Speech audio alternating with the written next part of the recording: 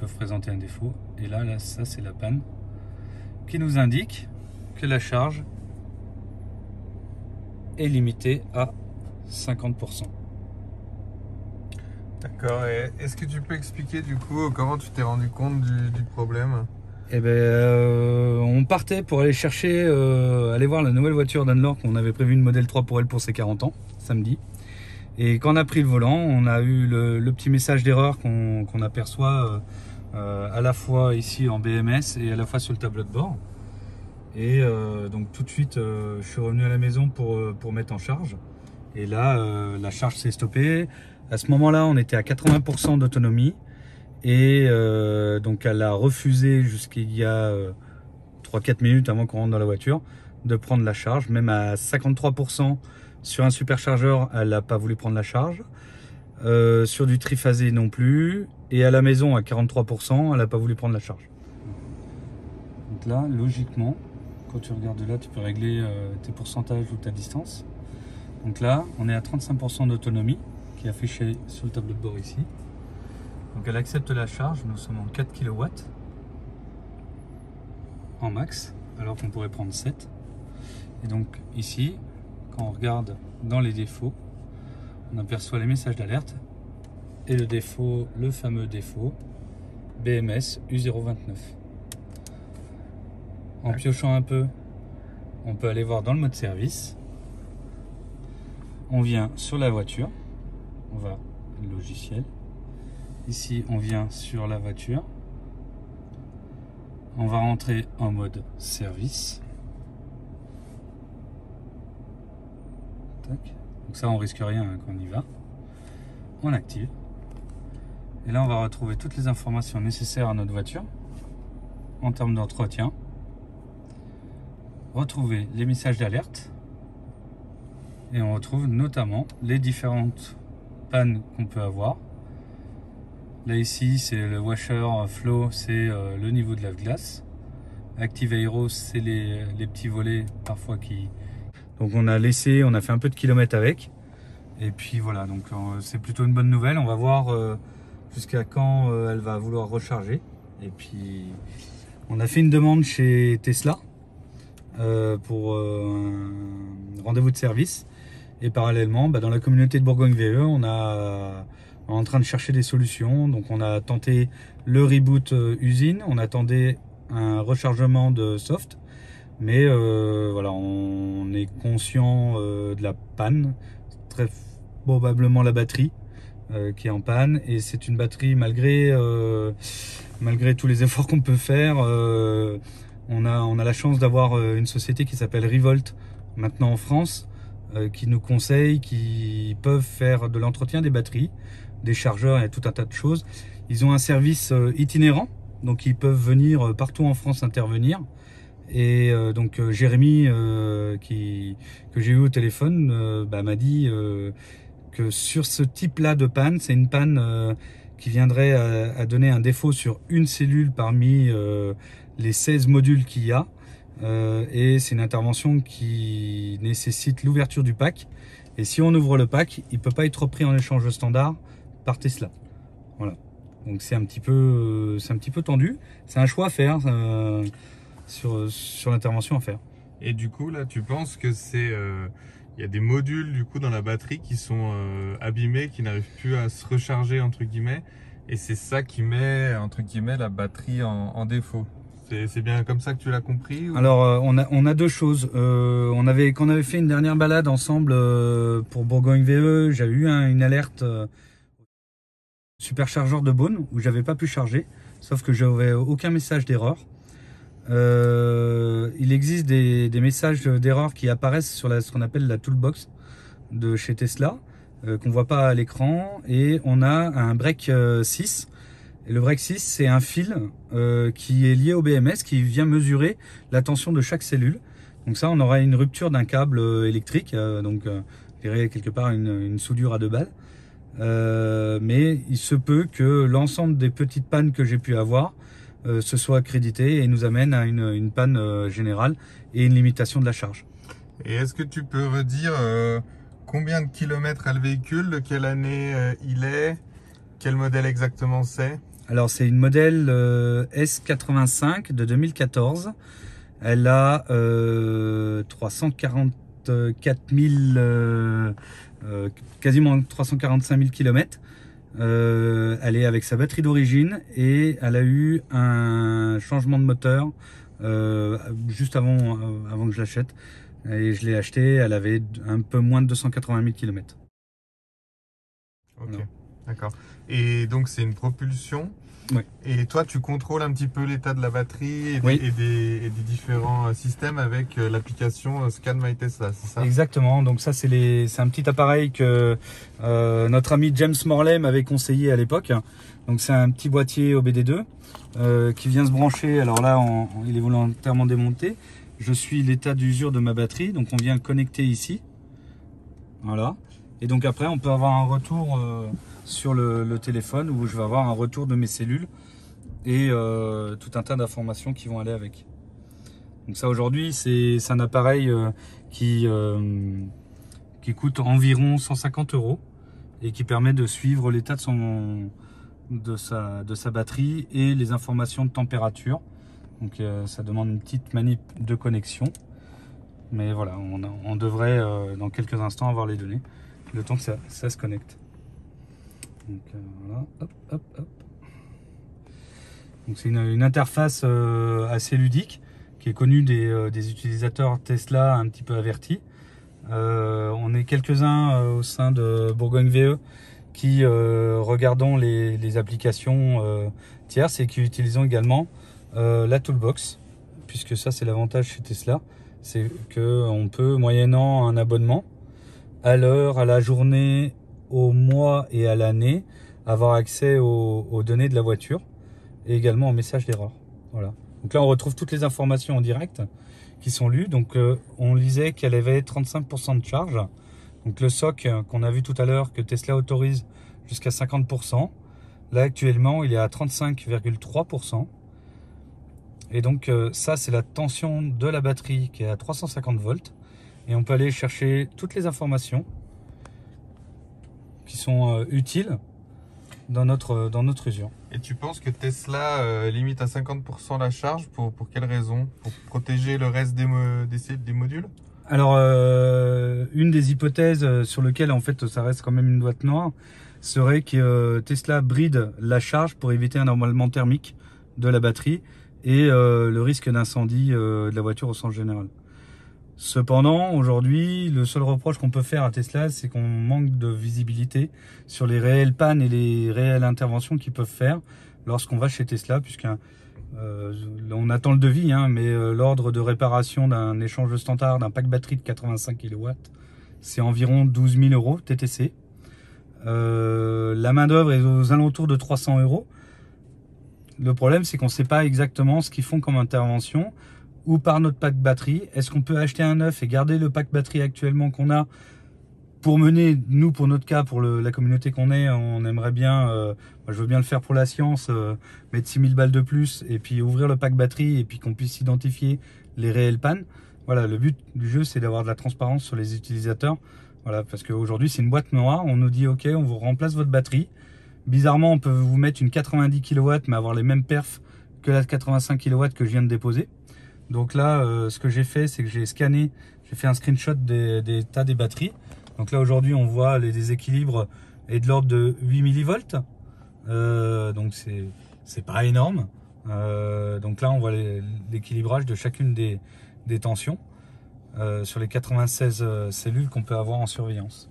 Et toi, ta solution idéale dans un monde idéal, ça serait que Tesla puisse intervenir sans faire d'échange standard, finalement, puisse aller trouver les modules, les cellules, etc. qui sont défectueuses et prolonger la vie de ce pack batterie là. Bah disons oui, parce que ça devrait déjà une démarche éco-responsable.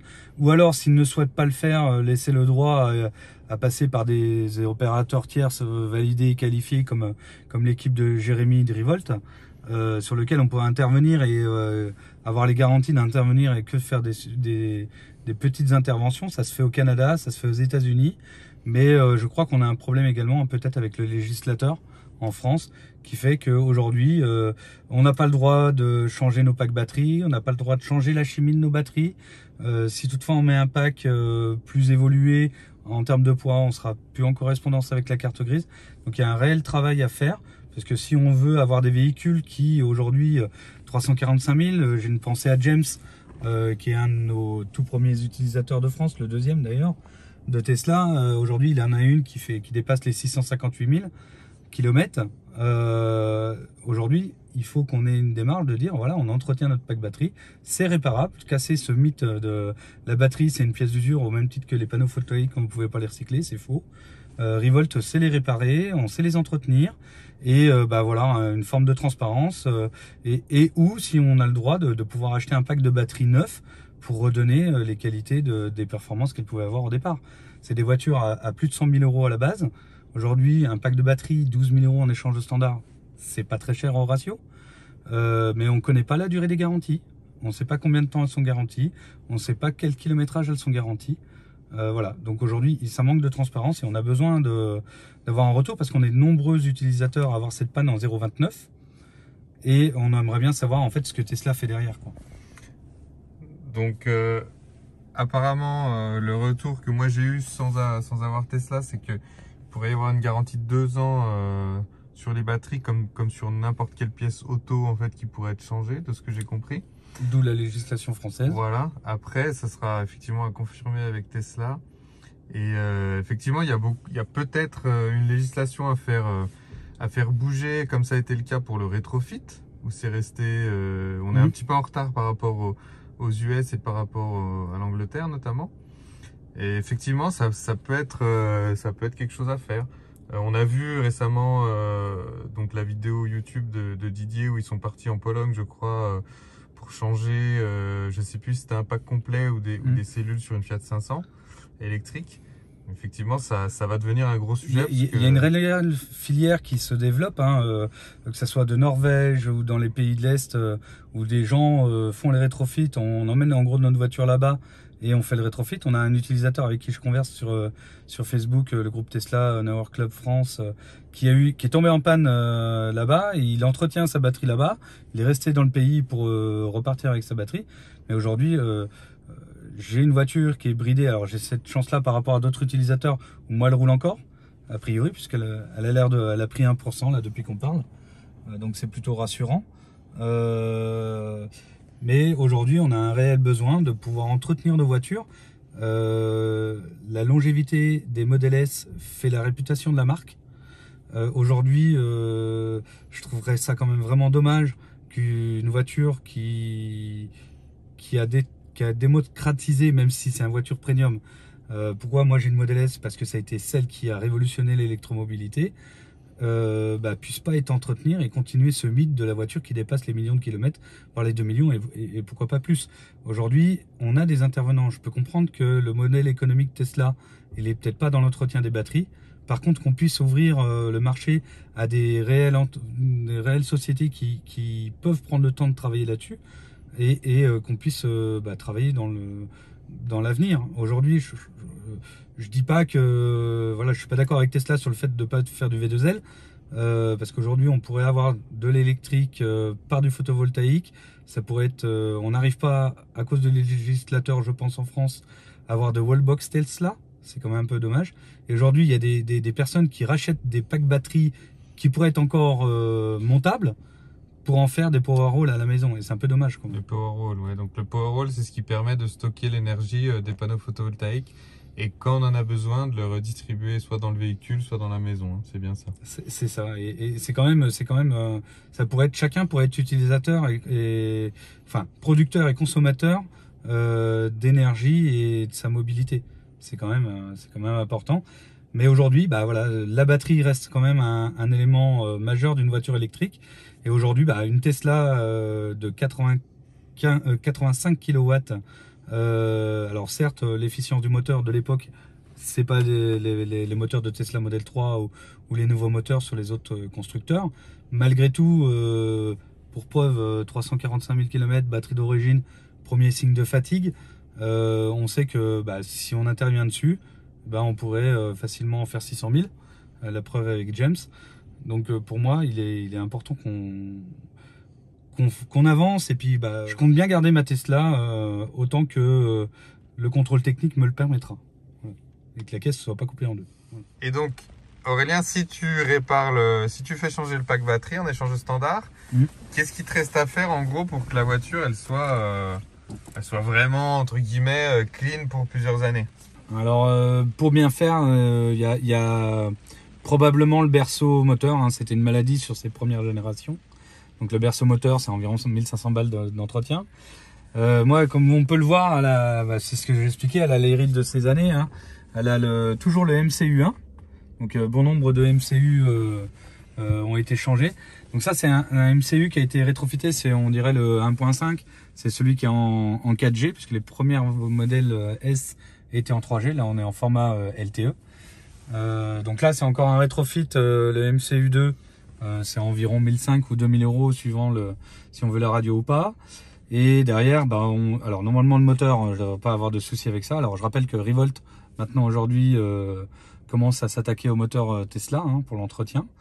Mais il y a d'autres sociétés, il y aura Geekcar qui va s'en occuper également. Et puis derrière, j'ai des petites feux de vieillerie, j'ai un feu arrière, donc là ça doit être 800 euros. Je sais que notre ami Jean-François, il a eu les LED du phare avant, donc c'est vite 1000 euros le phare. Donc et puis après il y a des petits entretiens. Je sais pas si tu as vu, il y a 2-3 petites traces ici, c'est un toit ouvrant. Donc il y a eu des petites traces d'humidité. Pareil, ça a été mal entretenu à un moment donné chez Tesla et du coup elle a été tachée. Elle prenait un peu l'eau. Donc voilà, qu'est-ce qu'il y a d'autre? Voilà, lève-vitre. Je sais que c'est une maladie aussi, ça s'use assez vite. Parce que chaque ouverture, fermeture, ça s'ouvre. Qu'est-ce qu'on a d'autre? Des petits entretiens, des petites mises à jour. Là, comme tu as pu voir, j'ai des jantes arachnides. Les jantes arachnides, c'est une évolution, sauf que les capteurs qui sont dessus, c'est pas les mêmes capteurs que les premières générations. Donc pour avoir les capteurs nouvelle génération, enfin le boîtier qui lit, c'est 350 euros. Donc c'est pour ça qu'on a un petit défaut de temps en temps, qu'on voit pas les capteurs de batterie. Donc voilà, c'est toujours une somme de petits entretiens. Et puis le plus dur, c'est que sous les sièges, là, il y a tes affaires, José, mais dessous, il y a les deux chargeurs. C'était un modèle qui était en capacité de charger en 22 kW. Et depuis 2 ans, j'ai des défauts sur le second chargeur, donc ce qu'on appelle l'esclave. Et voilà, je chargeais qu'à 15 kW au lieu de 22. Et puis depuis environ 3 mois, je suis plus qu'à 11 kW. Donc quand on regarde dans la toolbox, on voit 0 défaut. Mais encore une fois, grâce à l'équipe de Bourgogne VE, je remercie Eric et Jean-François, on avait utilisé la toolbox et on avait vu que le chargeur était en défaut. Par contre, Tesla n'a jamais voulu expertiser la panne. Par contre, ils m'ont proposé immédiatement le devis à 3000 euros de remplacement, sans m'expliquer la panne. Donc voilà. D'accord. Et du coup, effectivement, pour repartir sur un véhicule qui partirait pour plusieurs années, il faudrait investir un petit peu d'argent. Toi, tu as fait estimer le véhicule, là, la Model S, sans avoir encore signalé entre guillemets ce problème-là, parce que Tesla ne t'a pas rappelé. Combien il pourrait te racheter le véhicule si tu repars sur une Tesla rachetée chez eux? Alors, surtout, ne m'envoyez pas de demande de rachat, hein, je la vends pas. Et ils m'ont proposé 12 100 euros. Voilà, l'idée c'était de savoir éventuellement de repartir sur un modèle Y, puisque pour la famille, parce qu'elle a un seul problème cette voiture, enfin elle a 2 problèmes. Elle est trop vieille et elle n'a pas l'autopilote, c'est les toutes premières générations, et elle n'a pas d'attelage, je peux pas mettre d'attelage, donc ça me pose un petit souci au quotidien. Donc, je suis obligé de garder mon thermique qui est juste devant, mais juste pour un problème d'attelage. Donc voilà, donc on était parti peut-être pour un modèle Y en remplacement de celle-ci. Mais voilà, 12 100 euros, je la vendrai en pièces, j'y gagnerai encore plus de sous. Donc voilà, non, je vais la garder.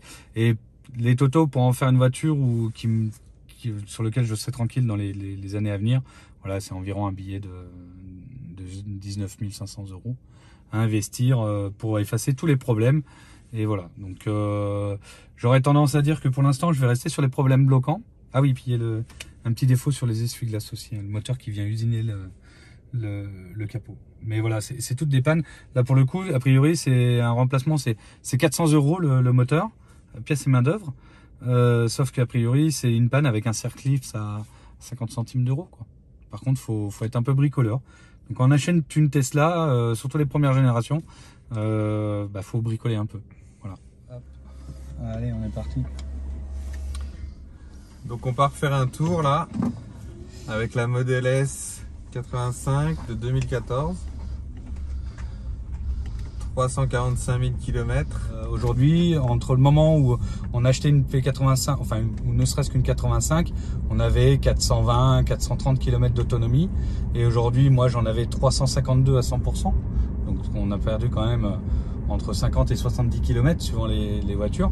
Pour un même pack batterie, moi jusqu'au moment de la panne, et encore voilà, vendredi, puisque j'ai fait un superchargeur vendredi à 100%, j'étais à 70,4 kW au niveau du pack batterie en nominal full pack, au lieu du 85. Donc aujourd'hui, ce qui serait intéressant, c'est qu'avec le législateur, on arrive à trouver les moyens de refaire des packs neufs, avec peut-être une meilleure chimie, qui nous permettrait aujourd'hui de retourner sur des superchargeurs avec des hautes vitesses de charge, et également la possibilité d'entretenir nos packs et de moins utiliser les systèmes.